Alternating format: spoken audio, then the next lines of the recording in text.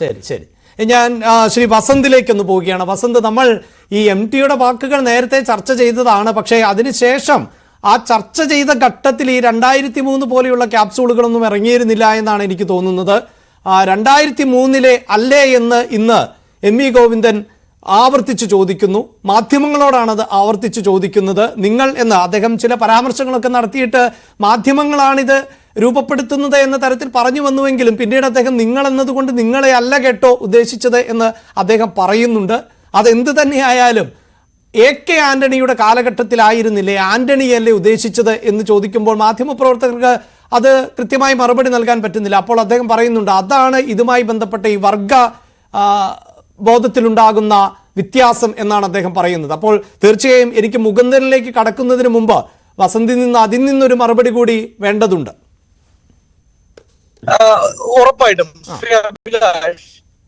അദ്ദേഹത്തിന്റെ സുഹൃത്ത് MTയുടെ സുഹൃത്ത് കൂടിയായ നിരൂപകൻ ആ പരിപാടിയുടെ സ്റ്റേജിൽ ഉണ്ടായിരുന്ന സംഘാടകരിൽ ഒരാളായ ശ്രീ NE സുധീർ, അദ്ദേഹം എഴുത്തുകാരനാണ്, നിരൂപകനാണ്. അദ്ദേഹം വളരെ കൃത്യമായി പറയുന്നുണ്ട് ഈ പരിപാടിയുടെ വേദിയിലേക്ക് പ്രസംഗത്തിന് മുമ്പ് ശ്രീ MD സുധീറിനോട് പങ്കുവെക്കുന്ന ഒരു കാര്യമുണ്ട്, ചിലത് പറയാനുണ്ട്. അപ്പോ ഇത് ഇത്രമാത്രം വിമർശനാത്മകമാകില്ല എന്ന് സംഘാടകർ കരുതുകയും അത് കുഴപ്പമില്ല അങ്ങേക്ക് പറയാമല്ലോ എന്ന് പറഞ്ഞു. ഇനി വിമർശനാത്മകമാണ് എന്ന് പറഞ്ഞാൽ തന്നെയും MDയോട് പറയണ്ട എന്ന് പറയാൻ മാത്രമുള്ള ആർജവമുള്ള സംഘാടകർ അതിലുണ്ട് എന്ന് ഞാൻ വിശ്വസിക്കുന്നില്ല.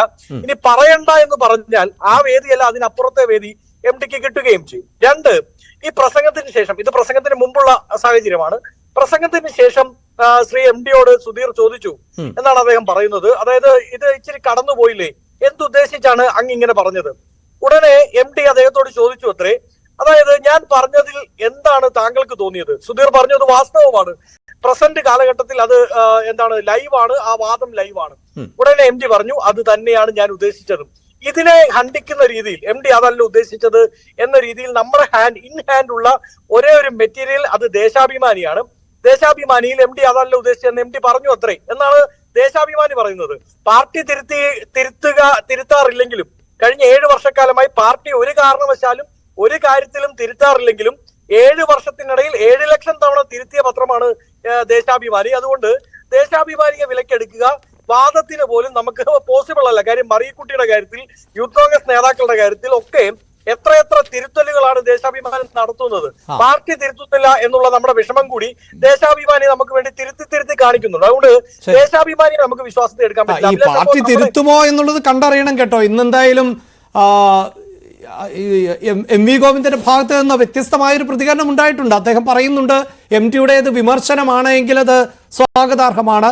കേരളത്തിലെ സാഹിത്യകാരന്മാരുടേത്, സാംസ്കാരിക നായകരുടേത് ഉൾപ്പെടെയുള്ള വിമർശനങ്ങളെയൊക്കെ ഉൾക്കൊണ്ടുകൊണ്ട് പോകുന്ന പാർട്ടിയാണ് CPIM എന്ന് പറയുന്നുണ്ട് അദ്ദേഹം. അല്ലല്ല, അത് എപ്പോഴാണ് പറഞ്ഞത്? MD ആയതുകൊണ്ടല്ലേ ഒരു ആക്രമണം ഉണ്ടാവാതിരുന്നത്. സൈബർ ഇടങ്ങളിൽ വളരെ കൃത്യമായി MDക്കെതിരെ ആക്രമണം നടക്കുന്നുണ്ട്. ചില സഖാക്കൾ 4 കെട്ട് അളക്കാൻ വേണ്ടി ഈ പറയുന്ന അവിടുത്തെ ഉദ്യോഗസ്ഥനെ പറഞ്ഞു വിടണമെന്ന് വരെയാണ് പറയുന്നത്. അല്ല, ഈ സൈബർ ആക്രമണങ്ങൾക്കൊന്നും പാർട്ടി ഉത്തരവാദിത്തം ഏറ്റെടുക്കില്ല എന്ന് വിനയേന്ദ്രനെ പോലുള്ളവർ പറഞ്ഞത് താങ്കൾ കേട്ടില്ലേ? അല്ലല്ല, ഇവർ ഏത് കാര്യത്തിലാണ് ഉത്തരവാദിത്തം ഏറ്റെടുക്കുന്നത്? TP ചന്ദ്രശേഖരൻ എന്ന് പറയുന്ന യഥാർത്ഥ കമ്മ്യൂണിസ്റ്റ്, ആ കമ്മ്യൂണിസ്റ്റിന്റെ വീട്ടിലേക്ക് മാഷാള്ള സ്റ്റിക്കർ ഒട്ടിച്ച് ഇന്നോവ വിട്ടതിന്റെ ഉത്തരവാദിത്തം ഇതുവരെ ഏറ്റെടുത്തിട്ടുണ്ടോ? അന്നത്തെ SFIയുടെ ജില്ലാ കമ്മിറ്റി അംഗം KK രമയെ വിധവയാക്കിയതിന്റെ ഉത്തരവാദിത്തം ഇവർ ഏറ്റെടുത്തിട്ടുണ്ടോ? അതുകൊണ്ട് ഉത്തരവാദിത്തം ഏറ്റെടുക്കുന്നതിൽ പാർട്ടി വലിയ റോള് ഈ കാലഘട്ടത്തിൽ ചരിത്രത്തിൽ ഒരിടത്തും വഹിച്ചിട്ടില്ല. അതുകൊണ്ട് MDയുടെ കാര്യം ഞാൻ കംപ്ലീറ്റ് ചെയ്യാം അഭിലാഷേ. അതായത് ശ്രീ KP അങ്ങ് പറയുന്നത് പോലെ MDയുടെ കാര്യമാണ് നമ്മൾ എടുക്കുന്നതെങ്കിൽ MD വളരെ കൃത്യമായി ആ സ്റ്റാൻഡിൽ തന്നെ ഉറച്ചു നിൽക്കുന്നു. MDയെ നമുക്കറിയാം, അദ്ദേഹത്തിന്റെ എഴുത്തിന്റെ ഒരു ശൈലി, ഞാനൊരു എഴുത്തുകാരൻ കൂടിയാണെന്ന് അങ്ങേക്ക് അറിയാമല്ലോ. അദ്ദേഹത്തിന്റെ എഴുത്തിന്റെ ഒരു ശൈലി വളരെ മൃദുവായി, ഈ അലുവ മുറിക്കുന്ന കണക്കെ എല്ലാവരെയും താലോലിച്ച്, മീൻസ് അത് അങ്ങനെ തന്നെയാണ്. വളരെ പൗരുഷാത്മകമായി, വിമർശനാത്മകമായി എഴുതുന്ന ആളല്ല MD. പക്ഷേ ആ MDക്ക് തുറന്നു പറയേണ്ടി വന്നു എന്ന് പറയുന്നത് വളരെ അത്രമാത്രം സഹികെട്ടിട്ടാണ് എന്നാണ് ഞാൻ മനസ്സിലാക്കുന്നത്. ഒന്ന്. രണ്ട്, MD ഇനി നാളെ തൊട്ട് അങ്ങനെ അത്ര അലുവ മുറിക്കുന്ന പോലെ മാർദ്ദവമുള്ളതാണോ? അല്ലല്ല, ഞാൻ പറഞ്ഞത് എന്റെ ഒരു സംശയമാണ്. അല്ല, ഞാൻ പറഞ്ഞത് വളരെ തീവ്രമായ വിമർശനങ്ങളൊന്നും MDയുടെ എഴുത്തുകളിൽ ഉണ്ട് എന്ന് എനിക്ക് തോന്നുന്നില്ല. പക്ഷെ ഞാൻ പറഞ്ഞത് അദ്ദേഹം വളരെ സോഫ്റ്റ് ആണ് പൊതുവിൽ. പക്ഷെ അദ്ദേഹം അങ്ങനെ ഒരു വിമർശനം ഉന്നയിക്കുന്നു. ഇനി നാളെ ഇവരെല്ലാം പറയാണ്, ആര്, ജയരാജൻ അടക്കമുള്ളവർ പറയാണ് ഇത് പിണറായിക്കെതിരെ അല്ല, ഇത് ഉത്തര കൊറിയൻ കിം ജോങ് ഉന്നിനെതിരെയാണ്, ചിലർ പറയുന്നത് സർസീപ്പിക്കെതിരെയാണ്, മറ്റു ചിലർ പറയുകയാണ് ഇത് മൗണ്ട് ബാറ്റൻ പ്രഭുവിനെതിരെയാണ്. അല്ല, ഇത് നിങ്ങളെ തന്നെ ഉദ്ദേശിച്ചാണ് എന്ന് MD AKG സെന്ററിന്റെ മുമ്പിൽ പോയി ഞാൻ ഉദ്ദേശിച്ചത് നിങ്ങളെയാണ് എന്ന് പറയും. അതിന്റെ ആവശ്യം ശ്രീ MDക്ക് ഉണ്ട് എന്ന് ആരെങ്കിലും കരുതുന്നുണ്ടോ? പിണറായി വിജയനേക്കാളും കേരള സമൂഹം കേൾക്കുന്നത്, കേരള മനസാക്ഷി ബ്രാൻഡ് വാല്യൂ കൽപ്പിക്കുന്ന ആളാണ് MD വാസുദേവൻ നായർ എന്നതിൽ സംശയം വേണ്ട. ഞാൻ കഴിഞ്ഞ ചർച്ചയിൽ അന്ന് എനിക്കൊന്ന് മഞ്ജുഷായിരുന്നു ഉണ്ടായിരുന്നത്, ഞാൻ അന്നും പറഞ്ഞു MDയുടെ വിമർശനം ഒരു വജ്രവാളാണ്. ആ വാൾ 2023 മാത്രമല്ല, അത് കാലങ്ങൾ എല്ലാ ഭരണാധിപന്മാരെയും തലയ്ക്ക് മുകളിൽ തൂങ്ങിക്കളിക്കും. നാളെ കോൺഗ്രസ് മുഖ്യമന്ത്രി വന്നാലും ഉണ്ടാകുമെന്ന് ഞാൻ സംശയാസ്പദമായി പറഞ്ഞേക്കാം. കോൺഗ്രസിന് ഏറിയമായ വിമർശനമുണ്ട്. പക്ഷേ ഇപ്പോൾ പ്രസന്റ് കാലഘട്ടത്തിൽ MD അത് വിളിച്ചു പറയുമ്പോൾ ബെസ്റ്റ് സ്യൂട്ട് ആർക്കാണ് ഏറ്റവും കൂടുതൽ സ്യൂട്ട് ആവുന്നതെന്ന് ചോദിച്ചാൽ അതിൽ പറയുന്ന 3 വിമർശനങ്ങൾ: ഒന്ന് ഫാസിസ്റ്റ് പിണറായി വിജയനാണ്, 2 അധികാരത്തിന്റെ തിമിരം ബാധിച്ചത് പിണറായി വിജയനാണ്.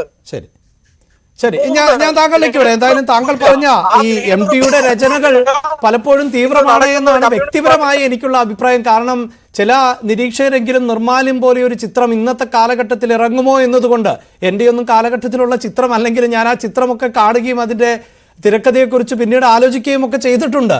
എത്ര തീവ്രമാണ് എന്നാണ് എനിക്ക് തോന്നിയിട്ടുള്ളത്. പല നിരീക്ഷകരും ഇങ്ങനെ ഒരു ചിത്രം ഈ കാലഘട്ടത്തിൽ ഇറങ്ങുമോ എന്ന് ചോദിക്കുമ്പോൾ ഇറങ്ങിയാലുള്ളൊരു പുകിലിനെ കുറിച്ച് ഞാനിങ്ങനെ ആലോചിക്കാറുണ്ട്. അതെന്തായാലും നമ്മുടെ ചർച്ചാ വിഷയമല്ല. ശ്രീ സുവർണ പ്രസാദ്, ഇവിടെ